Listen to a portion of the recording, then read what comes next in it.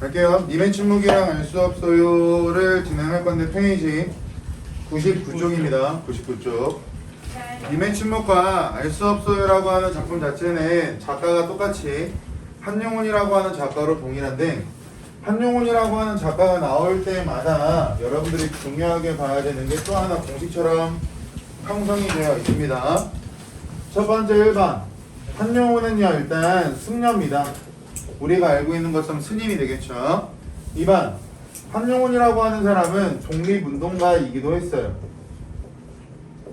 세 번째. 시를 창작했으니까 당연히 한용운이라고 하는 작가를 시인이라고 할 거야. 근데 이게 왜 중요하냐면 한용운 작품에서는 항상 화자가 기다리는 당신이라고 하는 시적 대상이 등장합니다. 화자가 바라보는 사람을 시적 대상이라고 한다라고 했으니까 시적 대상이 등장하는데, 만약 한용운을 승려라고 본다면 당신은 어떻게 해석할 수가 있냐면 종교적 절대자, 부처가 되겠죠. 독립운동가라고 본다면 조국의 광복, 같은 말 독립. 시인으로 본다면 사랑하는 사람처럼 당신의 의미가 달라지기 때문에 이 한용운이라고 하는 작가에 대해서 여러분들께서 정확히 알고 계셔야 됩니다. 나머지는 교과서 본문 보시면서 세팅을 하면 될 것 같고요. 일단 가작품을 먼저 봐야 되니까 가작품에 나와 있는 오른쪽 작품 개관을 먼저 보실게요. 갈래 자유시 서정시라고 나와 있습니다. 자유시 서정시. 성격 낭만적, 의지적, 상징적, 역설적. 역설적 동그라미. 역설적이라고 하는 건 불가능한 상황이라고 우리가 알고 있죠. 역설법. 주제 임을 향한 영원한 사랑. 특징 1번. 역설적인 표현이 두드러진다. 2번 별빛 하나 박아볼까요? 한용운 작품은요, 여성적인, 네, 여성적인 어조와 경어체를 사용한다라고 하는 특정한 공식이 존재하기 때문에 그것도 알고 계시면 좋습니다. 경어체라고 하는 건 존댓말이에요. 경어체는 존댓말. 3번. 불교적인 비유와, 왜? 한용운이 승려니까 불교적인 색깔이 나올 수밖에 없겠죠. 고도의 상징이 돋보인다라고 나오는데 거기 나와 있는 고도라는 글자는 높은 수준이라고 해석하시면 됩니다. 19치 한가 할 때 나왔던 거랑 똑같아요. 높은 수준의 상징. 본문 가서 볼게요. 님은 같습니다. 가로 쳐보시면 거기 나와 있는 라고 하는 글자는 1번 감탄사 나왔으니까 영탄법이 될 거고, 님이 떠나갔다라고 나와 있으니까 그 라고 하는 것이 의미하는 것은 임을 잃은 충격을 나타내겠죠. 자기가 사랑하는 사람 또는 광복 또는 종교적 절대자를 잃어버렸으니까 그때 느끼는 화자의 정서, 충격. 사랑하는 나의 님은 같습니다. 같습니다라고 하는 글자 걸어쳐 보실까요? 같습니다라고 하는 글자가 두 번 뭐 됐어 얘들아? 반복되었어요. 그래서 첫 번째 1행에 영탄법도 나오고 반복법도 나오고 있다라고 해석해도 특이사항 없고요. 아까 높임말이라는 경어체를 사용한다라고 했잖아요. 그 경어체가 어디냐면 여기야. 비읍니다. 얘가 바로 경어체라고 볼 수가 있겠죠. 높임말.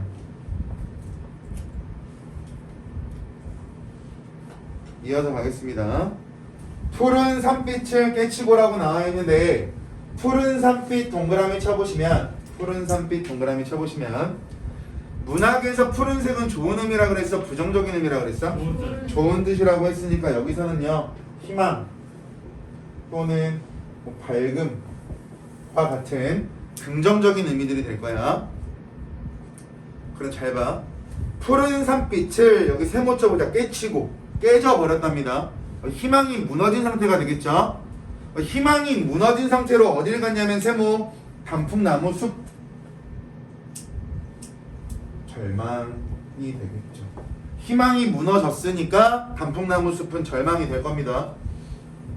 그러면 앞에 나오는 푸른 산빛과 단풍나무 숲이 뭐가 되고 있다? 대조가 되고 있다.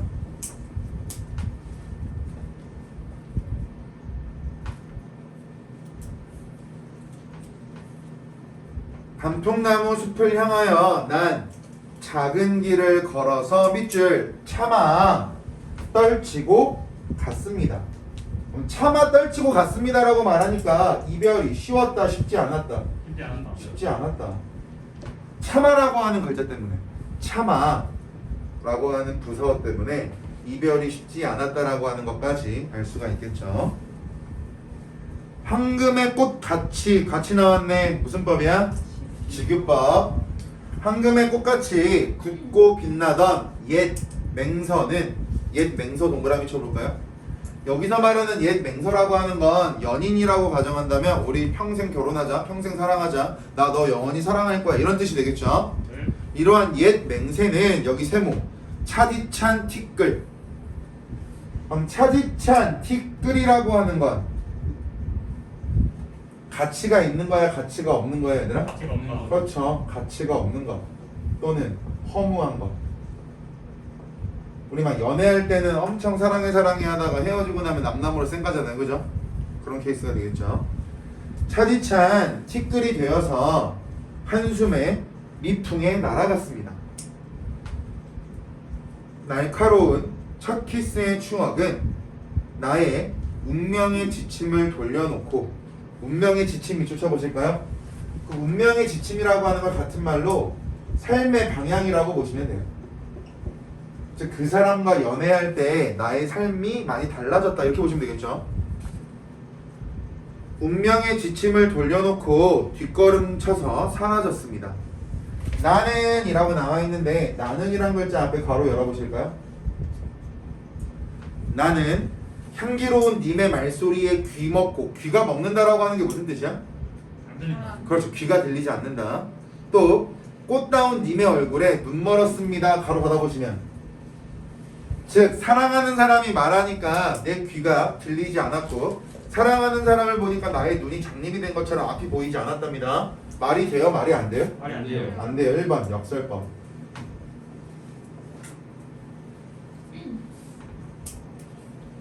2번 문장 구조가 비슷하죠. 말소리에 어떻게 되고 그 사람 얼굴 보니까 어떻게 되었다. 비슷한 문장 구조 반복 대꾸법. 마지막 3번. 그럼 결국 임이라고 하는 사람은 나에게 있어서 절대적인 존재다라는 임이 가지고 있는 절대성을 표현하고 있는 구절이 되겠죠. 임의 절대성. 여러분들이 제일 좋아하는 연예인 누구 있어요? 이도현? 그 배우 말하는 거죠? 네. 이도현이라는 배우가 예린이한테 와가지고 예린아라고 이름을 불렀더니 예린이 귀가 먹었대. 말 안 되니까 역설법. 됐어요? 이도현이라는 배우가 예린이 앞에 가서 예린이 얼굴이 있으면 이도현이 여기까지 얼굴 됐어요? 예린이 눈이 멀까요? 아니요. 안 머니까 역설법이 될 거예요. 그러면 그 상황에서 눈이 멀었다, 귀가 멀었다라고 설명할 수 있는 이유는 그 상대방이 나에게 주는 가치가 굉장히 높으니까, 절대적인 존재니까, 나에게 정말 소중한 사람이니까 이렇게 표현할 수가 있겠죠. 사랑도 사람의 일이라 만날 때 미리 떠날 것을 염려하고 경계하지 아니한 것은 아니지만 이별은 뜻밖의 일이 되고, 우리 헤어진다라고 하는 걸 예상하는 사람은 없죠. 일반적으로 놀란 가슴은, 여기 밑줄 놀란 가슴은 새로운 슬픔에 터집니다. 거기 좀 특이한 구절인데요. 일단 1번 여기 나와 있는 놀란 가슴이라고 하는 건 결국 갑작스러운 이별을 통해 경험하게 된 충격이 될 거예요. 가슴이 놀랐다라고 하는 건 정서적으로 충격을 받은 상태가 되겠죠. 그러니까 이런 거야. 오늘 아침에 안녕 일어났어? 막 연락하다가 사랑해라고 전화를 끊었는데 갑자기 밤에 헤어지지. 이런 게 되겠죠. 2번. 그럼 결국 갑작스러운 이별로 인한 충격이라는 추상적인 감정을 터진다라고 하는 건 우리가 감각을 통해서 느낄 수 있을까 없을까? 없음 있죠. 폭죽이 터진다. 어떻게 느껴요? 못 느끼죠. 느끼죠. 아니 생일 축하 파티 같은 거 안 해보셨어요? 느끼죠. 생일 축하해 뻥 하면 어떻게 느껴? 깜짝 놀라요. 잠깐 그 폭죽이 터지는 걸 어떤 감각을 느껴요? 눈.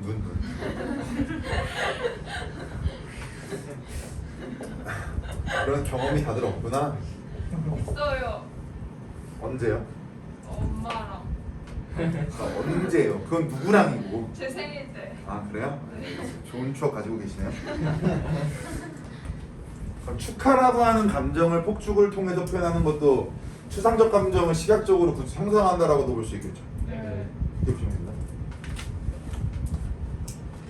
지금까지는 이별한 다음에 슬픔들이 나오고 있을 건데요. 그러나 네모 쳐보시면 이 그러나라고 하는 건 앞에 나온 내용과 뒤에 나오는 내용을 전환시키는 기능을 한다라고 했습니다. 네. 앞에 나온 내용과 뒤에 내용이 다르다라고 해서 이 그러나는 지금까지 나와 있는 분위기나 정서들을 전환시킬 거예요.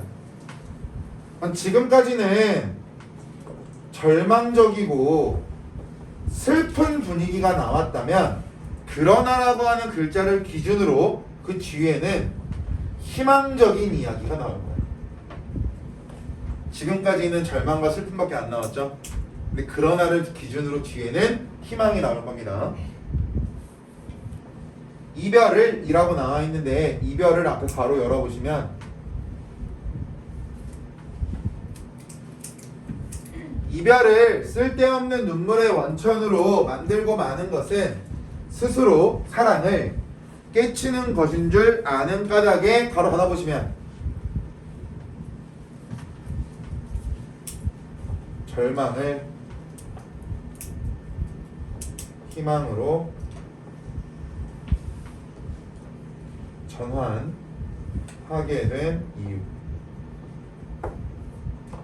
누군가랑 헤어져서 슬픔과 절망에만 빠져 있었는데 슬픔과 절망에만 빠져 있다가 희망으로 전환하게 된 이유가 방금 괄호 열고 괄호 닫은 부분인데 이게 무슨 뜻이냐면 이별을 한 다음에 눈물을 흘리는 것은 내가 그동안 그 사람을 사랑했던 감정과 기억과 순간들을 망가지게 하는 것이다 라고 생각했기 때문에 절망과 슬픔을 희망으로 전환하게 되었답니다. 그 내용 뒤에 이어서 볼게요. 걷잡을 수라고 나와 있는데요. 걷잡을 수 앞에 바로 열어보시면 걷잡을 수 없는 슬픔의 힘을 옮겨서 새 희망의 정수박이에 들어두었습니다. 가로 닫아보시면 즉 그동안 경험하고 있던 슬픔과 절망의 힘을 너랑 나랑 지금 헤어지고 있지만 우리는 언젠가 다시 만날 거야 라는 재회에 대한 희망으로 전환시키고 있는 부분이 되겠죠. 내가 가만히 앉아서 너랑 헤어졌다고 슬퍼하기보다는 우리가 나중에 다시 만날 거니까 다시 만날 날을 기대하면서 나 앞으로 힘차게 살아갈게 이런 메시지가 될 겁니다. 제막매가랑 좀 비슷하죠? 네. 제막매가도 슬퍼하다가 나중에 어차피 우리 미타 차례에서 만날 거니까 슬퍼하지 말자 돈 닦아 기다리겠다 라고 말하잖아요. 시험 문제 힌트 스케줄 주고 있다. 알았어 그렇게 해라. 나 모르겠다. 오. 이게 고등학교 수업이에요. 하나도 빼놓지 않고 다 들어있다니까요. 네? 아 바보들. 아 정말. 하겠습니다. 우리는 이라고 나오죠. 가장 유명하고 많이 보셨을 것 같은 구절. 우리는 앞에 가로 열어보시면 지금부터 뭐 나오냐면 가로 열고 가로 닫는 부분에 불교의 가장 흔한 사상 중에 하나 윤회 사상이 나올 겁니다. 가로 열고 가로 닫는 부분에 불교의 윤회 사상이 나올 거고 불교의 윤회 사상이 나오면 임과의 재회를 확신한다라고 설명해도 특이사항은 없어요. 어차피 돌고 돌아서 다시 태어날 거니까. 중간중간 밑줄 치고 필기할 것들이 있어서 일단 괄호 열고 괄호와 관련된 전반적인 부분에 대해서 먼저 인지하도록 안내를 드렸고요. 가겠습니다. 우리는 만날 때 떠날 것을 염려하는 것과 같이 여기 밑줄 만날 때 떠날 것을 염려한다. 거기서 말하는 만날 때 떠날 것을 염려한다라고 하는 건 결국 이별에 대한 염려라고 보시면 되고요. 얘를 뭐라고 하냐면 사자성어로 회자정리라고 합니다. 불교 용어로. 만나면서도 헤어짐을 걱정한다. 회자정리. 염려하는 것과 같이 여기 밑줄 떠날 때 다시 만날 것. 그럼 떠날 때 다시 만난다라고 하는 건 재회에 대한 믿음이 되겠죠. 이 재회에 대한 믿음을 불교에서 사자성어로 뭐라고 하냐면 거자필반이라 그래요. 헤어지면 반드시 다시 만난다. 그래서 회자정리 거자필반이라고 하는 불교랑 관련된 사자성어가 매번 나오는 가장 유명한 구절입니다. 떠날 때 다시 만날 것을 믿습니다. 바로 닫아보시면 여기까지가 님의 침묵에서 가장 중요하고 많이 나오는 구절 중에 하나니까 여러분들께서 정확히 알고 계시면 좋아요. 그러고 나면 나옵니다. 가로쳐 볼까요? 1번 무슨 법? 영탕법. 잘 봐. 우리 이 어디서 봤냐면 얘들아 여기서 봤어. 초반. 여기서 봤죠? 네. 맞아요? 네. 여기도 지금 뭐가 나오고 있어요? 아가 나오고 있죠? 이 앞부분은요 절망과 슬픔이었으니까 임을 잃은 충격이 굉장히 컸을 거야. 근데 지금은요 희망으로 전환시키고 있죠? 네. 여기서는요 슬픔이 아니야, 깨달음. 내가 희망을 품다 보니까 재회에 대한 확신을 하게 됐고 재회에 대한 믿음을 가지게 됐고 그 재회에 대한 믿음을 통한 화자의 깨달음이 나타날 거예요. 그래서 앞에 나와 있는 아와 뒤에 나와 있는 아를 비교하는 문제가 계속 나올 거예요. 똑같이 아지만 영탄법이라는 표현 방식은 동일하지만 2번 즉 의미가 다르다. 그리고 거기 앞에 나와 있는 아와 지금 봤던 아를 VS에서 구분하는 문제들 자주 보실 수 있을 거고요. 여기 가겠습니다. 밑줄. 님은 같지만 나는 님을 보내지 않았습니다. 말 된다 안 된다? 안 된다. 무슨 법? 역설법. 결국 이별이라고 하는 건 객관적인 상황이야, 주관적인 상황이야? 실제로 이별했어 안 했어? 했어요. 했죠. 그럼 이별의 슬픔이라는 객관적인 것을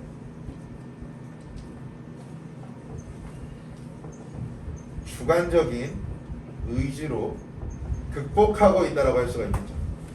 이런 거야. 나는 채연이를 화장실을 보냈지만 난 보내지 않았어 라고 말하는 건 똑같은 말이 되겠죠. 실제로 채연이는 화장실 갔어요. 근데 애써 내 가치관, 내 주관, 내 생각상에는 채연이를 화장실로 보내지 않았기 때문에 안 간 거야 라고 합리화하고 있는 거라고. 그거를 그냥 국어에서 좀 있어 보이는 말로 이별의 객관적인 상황에서 경험하고 있는 이별의 슬픔을 주관적인 의지를 통해서 극복하고 있다, 이런 식으로 형성화 되거든요. 말이 어렵지만 역설법과 관련해서 좀 풀어서 연습하는 걸 보시면 조금 더 쉬워지실 겁니다. 이어서 갈게요. 제 곡조를 못 이기는 사랑의 노래는, 제 곡조를 못 이기는 사랑의 노래 가로쳐 보실까요? 제 곡조를 못 이기는 사랑의 노래라고 하는 건 그냥 단순하게 임에 대한 넘치는 사랑과 믿음이라고만 기억하세요. 그 이상으로 알고 계신 것보다 제 곡조를 못 이긴다라고 하는 건 임에 대해서 사랑하는 마음과 임에 대해서 믿고 있는 마음이 어메이징하게 크다 정도로만 인지하세요. 노래는 님의 침묵 가로쳐 보실까요? 님이 침묵하는 이유는 존재하니까, 존재하지 않으니까. 존재하지 않으니까, 즉 부재하고 있다라고 하는 현실이 드러나 있죠.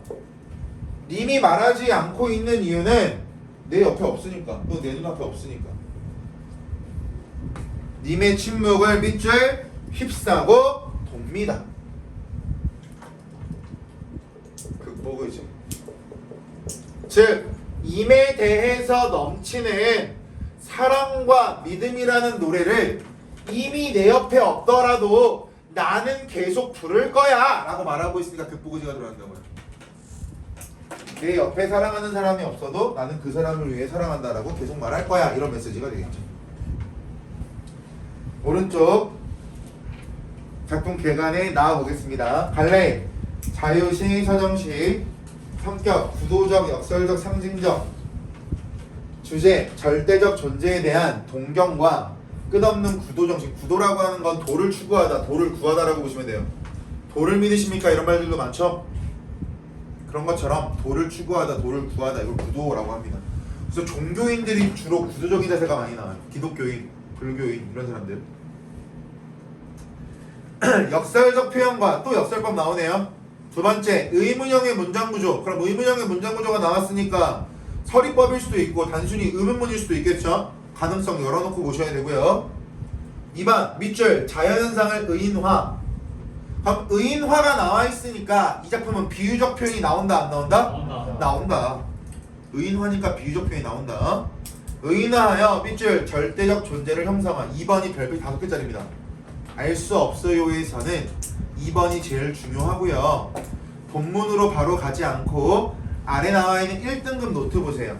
1등급 노트에 나와 보세요. 누구의 의미라고 박스 나와 있죠. 네. 별표 5개 박으시고요. 그거 잘 보세요. 결국 오동잎, 푸른 하늘, 향기, 작은 시내, 저녁놀이라고 하는 건 자연물이잖아요. 얘를 사람처럼 의인화해서 속성 보세요. 초월적 존재, 진리의 표상이다, 근원적 존재다, 세상을 즐겁게 하는 존재다, 아름답게 하는 존재다라고 나와 있잖아요. 얘가 위에서 말했던 절대적 존재들이라고 보시면 됩니다. 그 박스 가지고 연결해서 보시면 특이사항은 없어요. 본문 갈게요. 바람도 없는 공중에 수직에 하문을 내며 고요히 떨어지는 오동잎 네모 쳐보실까요? 1번, 지금부터 네모 치는 것들은 뭐냐면 절대적 존재, 결국 임이 되겠죠. 화자에게 있어 절대적 존재는 임이 될 거니까 절대적 존재를 깨닫게 하는 자연물들은 전부 다 네모 칠 겁니다.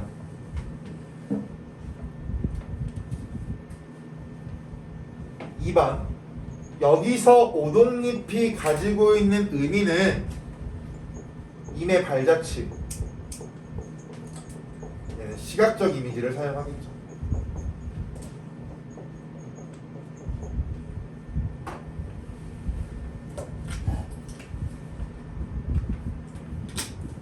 오동잎은 누구의 발자취입니까? 발자취라고 해석할 수 있는 이유는 뒤에 발자취라고 나와 있으니까 라고 보시면 되고요. 네. 거기 나와 있는 누구라는 글자 있지 얘들아.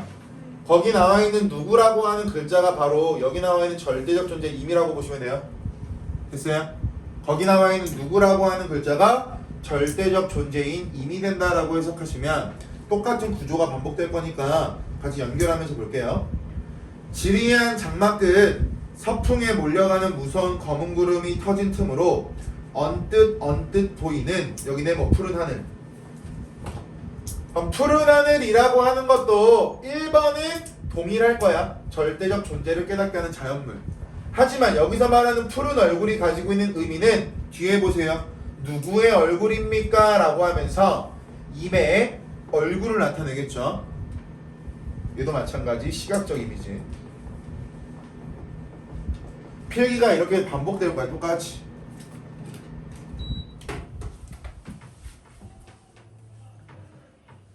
꽃도 없는 깊은 나무에 푸른 이끼를 거쳐서 옛 탑에 고요한 하늘을 스치는 알 수 없는 향기는 향기 네모.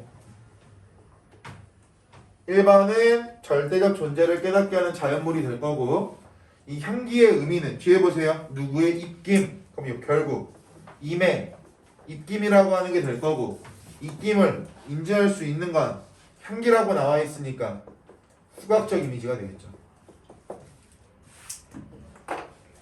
몇 줄이 똑같이 반복될 거야. 그래서 알 수 없어요가 단순하게 보면은 상대적으로 님의 지문보다 쉽게 느껴지실 거예요. 근원은 알지도 못할 곳에서 나서 돌부리를 울리고 가늘게 흐르는 여기 네모 작은 시내. 그럼 작은 시내의 1번도 똑같을 거고 작은 시내의 의미는 뒤에 나와 있는 문장을 보시면 노래라고 나와 있으니까 임의 노래라고 말하는 청각적 이미지가 되겠죠. 청각적 이미지.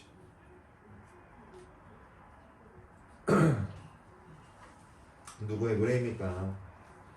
연꽃 같은 발꿈치로 가히 없는 바닥을 밟고 옷 같은 손으로 얘들아 같은 나왔네. 무슨 법이야?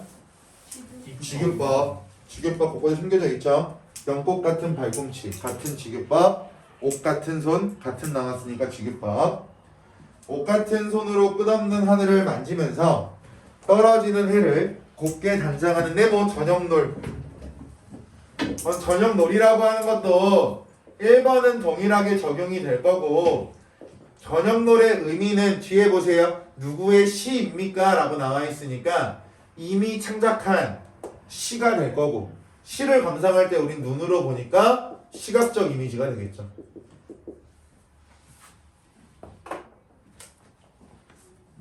누구의 시입니까? 얘들아 니은이라고 밑줄 친 거 밑줄 쳐볼까? 하고 나면 제가 다시 기름이 됩니다. 말 된다 안 된다? 안 된다. 제가 다시 기름이 될 수 없잖아요. 그 우리나라는 기름을 수입할 필요가 있어요 없어요? 없어요. 없겠죠. 역설법.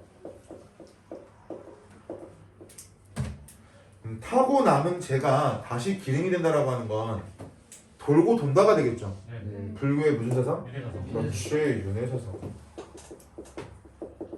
한용운이 불교 사람이니까 윤회사상을 적용시켜서 역설법을 또 하나를 만들어냈다라고 보셔도 특이사항은 없어요.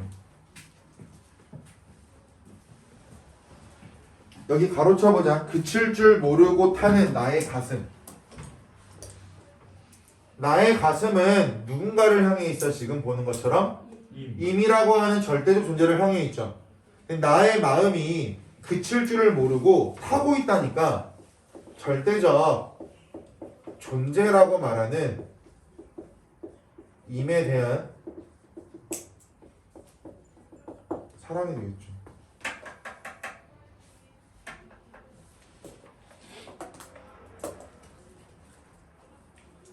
이런 사람을 만나서 연애를 하세요. 자기만 봐주고 자기를 위해서 헌신할 수 있고 자기를 위해서 몸바칠 수 있는 사람과 만나셔야죠. 이예린 씨 아시겠나요? 네. 누구의 밤은 어두워 밝아? 어두워. 어두워. 부정적 현실, 암담한 현실, 뻔한 이야기죠. 누구의 밤을 지키는 동그라미 약한 등불. 이 약한 등불이라고 하는 건 화자의 희생정신, 절대적인 존재를 맞이하기 위한 화자의 희생정신과 의지가 드러나 있는 부분. 제가 등불이 되어서 어둠을 몰아낼 테니 절대적 존재의 가치를 널리 퍼뜨려 주세요 라고 말하고 있는 거죠. 오른쪽 1등급 노트에 가 보실까요? 님의 침묵 관련된 가도 여러분들이 봐야 되는데 거기서 1번은 아까 도입부에서 정리했던 거고 2번하고 3번 있죠? 2번하고 3번 1등급 노트에 나와 있는 가와 관련된 2번 표현상의 특징 역설적 표현과 3번 이별을 대하는 시적 화자에 대해 정리되어 있는 날개 있잖아. 그거 보고 다시 한번 정리하시고 3번에 나와 있는 1행부터 6행까지 7행부터 10행까지 상위에다가 그러나라고 적어 놓으실까요? 무슨 말이냐면 1행부터 6행이라고 나와 있고 7행부터 10행이라고 나와 있잖아. 이 상위에다가 시상을 전환한다라고 하는 의미로 그러나를 집어넣으라고. 그럼 어디부터 어떻게 구분이 되는지가 눈에 보인다는 거지. 그래서 여기서는 하나도 빠짐없이 가지고 가면 좋은 것들이 나와 있어서 말씀을 드린 겁니다. 됐죠? 설아야 한 번만 눌러줄래?